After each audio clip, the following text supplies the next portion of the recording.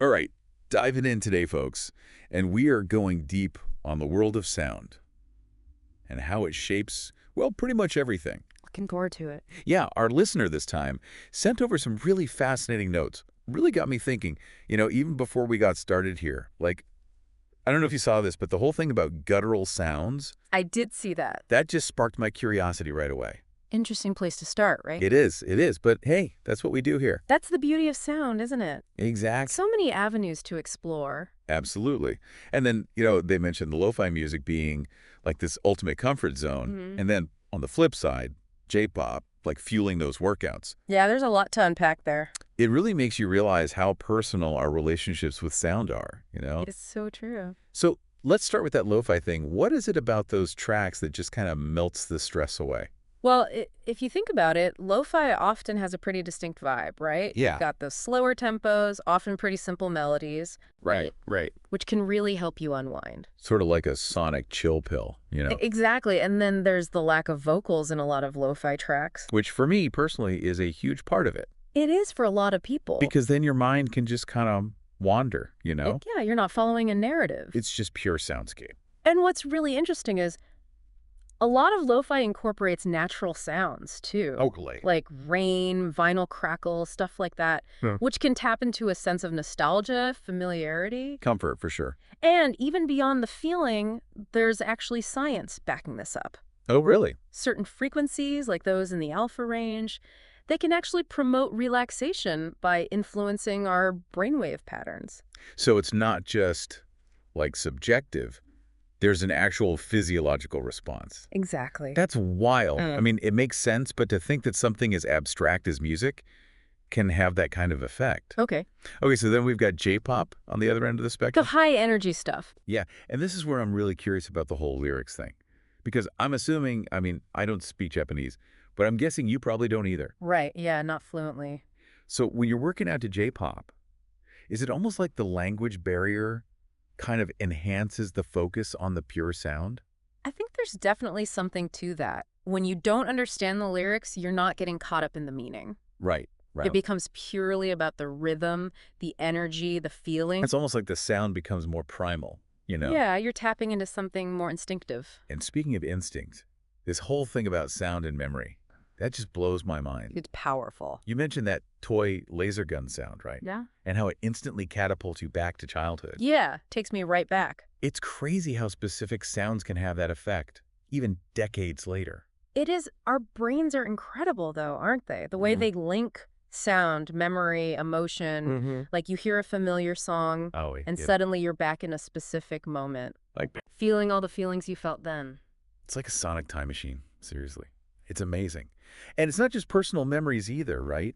Like, I've always wondered about this, how we instinctively understand the emotions behind sounds. Yeah. Like fear, joy, without anyone ever sitting us down and being like, okay, this sound means this. Right. It's not about someone deciding what sounds mean what. It's much deeper than that. It goes all the way back to evolutionary biology. Oh, wow. Like, think about it. Early humans, they had to be able to recognize sounds like warning calls. Oh, right, for survival. Exactly. Or mating calls. Makes sense. These associations became deeply ingrained in our brains over time. So it's like hardwired into us. In a way, yes. Fascinating. And then, as music developed, certain tonal combinations evolved to evoke universal feelings across cultures. That's interesting. Like, think about a minor chord. Mm-hmm.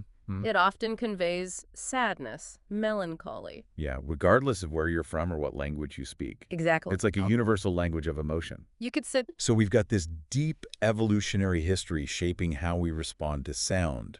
And then on top of that, we've got all the nuances of human communication. Oh, absolutely. Like you were saying, tone of voice. Yeah, that can reveal so much about someone's intent. Instantly. Instantly. It's crazy. Think about it. We communicate so much through those subtle vocal cues. Pitch, volume, pacing. Right. A raised voice often signals anger. Oh, yeah. Softer tone could be affection. And then there's sarcasm, which completely flips the script. Oh, totally. Relying on inflection to mean the opposite of what the words are saying. Exactly. I have to say, in the age of email and texting, I've definitely had those moments where I've totally misjudged someone's tone. And things have gotten a little messy. It happens. It's a good reminder of how much we rely on those vocal nuances. For sure. All right, so before we wrap up, I wanted to touch on this last point you made about natural sounds and how they have this inherent honesty, this directness.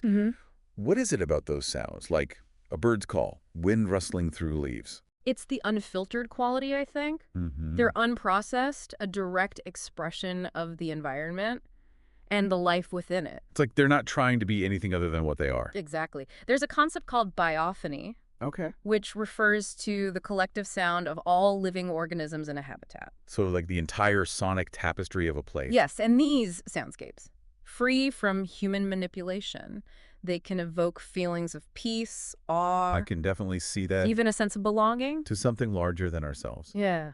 Wow, this has been, I mean, we've just scratched the surface here. We have. But it's clear that sound is way more than just noise.